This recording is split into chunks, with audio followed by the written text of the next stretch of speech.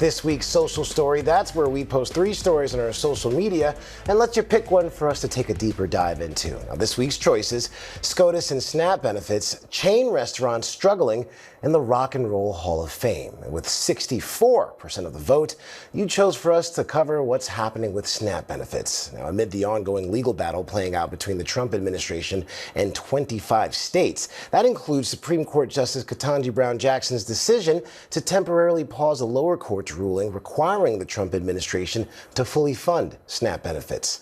Joining me for more, ABC's Christiane Cordero. Christiane, give us the latest on the Trump administration ordering individual states to stop stepping in to provide SNAP benefits during the shutdown. So they ordered individual states to do so in rhetoric and through a letter that was technically filed to a federal appeals court saying that states are not authorized to issue SNAP benefits, even threatening to fine the states that already have. And there are 9, by the way, that already have. This comes, as you mentioned, as the administration faces its own separate legal battle over how quickly it can get SNAP benefits out. So some states have decided to step in the meantime. And the administration originally said that it wouldn't reimburse states that use state funding, but now the federal government is appearing to take it a step further in threatening to fine states that do or already have in some cases. Ike. So what does this mean for the states that already issued the full SNAP benefits? I know you said that they were talking about possibly fining them, but is there any recourse if that money actually is doled out? Yeah, we'll have to see how the court weighs in first. I mean, certainly the threat of a fine could bring some states to a pause, the 41 or so that haven't taken any action yet. But as I mentioned, 9 have, and that includes Kansas, Pennsylvania, Wisconsin, Vermont, and New Jersey that have already issued the full benefits. And then states that said that they are issuing full benefits and are in the middle of processing it include Connecticut, New York, Minnesota, North Carolina, and South Dakota. So you can kind of get a picture of the wide swath of the country that has started to issue these kinds of reimbursements. And so that means that families have received payments in many of these states, and in many cases, they likely have spent some of that, so it could get a little messy. Christiane, we're talking about 42 million Americans, okay? 42 million Americans who rely on these SNAP benefits. But who will actually be affected the most? It's staggering to think of the fact that 12% of the population relies on food assistance in this way. And when you really zoom in and get a sense of the vulnerable communities within a vulnerable community, it's kids and seniors by and large. The American Academy of Pediatrics recently reported 1 in 7 kids are still going hungry despite being on SNAP benefits. Our Selena Wang spoke with a mom in Connecticut who's raising a 4-year-old son with autism and a 12-year-old stepdaughter. She says that she had 23 cents in her account to feed her family when the SNAP payment finally came through. That was during the standoff when it hadn't yet. And she, in the meantime, had been stretching with what little she had, doing things like skipping meals, those heartbreaking stories that we've heard from across the country. So now her payment did come through to the tune of $534, but she doesn't know if it'll last, and much of this does hang in the courts. All right, Christiane Cordero, thank you for that update. Now let's bring in ABC News legal contributor Kim Wehle for more on the legal battle with SNAP. Kim, thank you for joining me.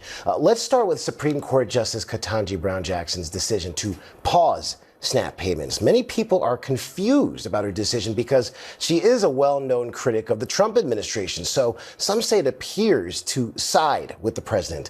What does her decision actually do?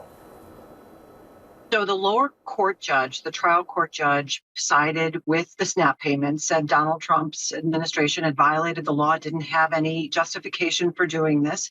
That went up to the appellate court, the First Circuit. The First Circuit agreed with the lower court judge. You got to pay this money out.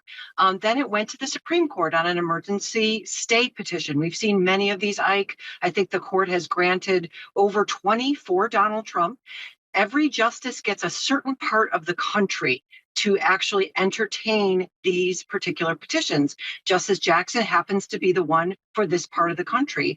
And she basically stayed those lower court rulings pending the First Circuit's decision on the merits. That is, that lower court, the intermediate court's going to say, listen, did Donald Trump actually properly withhold this money, or must he pay it? And I think the reason she probably did this is because if she had sided with the SNAP payments, the majority on the court had the opportunity to go ahead and stay it anyway. That is, she probably knew, I think the guess would be that her colleagues, the conservative majority, would probably do it anyway. This way, she actually instructed the Intermediate Appellate Court to act very quickly. She also said once she set a timeline for how long the stay would last. So I think her probably knowing, listen, this was inevitable, and she has a little more control in the instructions to the lower courts. It's not exactly, it's not a win for the SNAP beneficiaries by any means, but she probably just knew how it was going to come out with her colleagues, given time and time again, how they side with Donald Trump. Now, what do you make of the Trump administration's appeal, and what do you expect to actually happen next? Well, I did take a look at the lower court judge's opinion, and it's very weak for Donald Trump. That is, this money, he's saying it should be frozen, but there is an emergency fund that Congress has created. And the lower federal court judge said, listen, this is all politics. As a matter of, the facts on the ground, you have the money.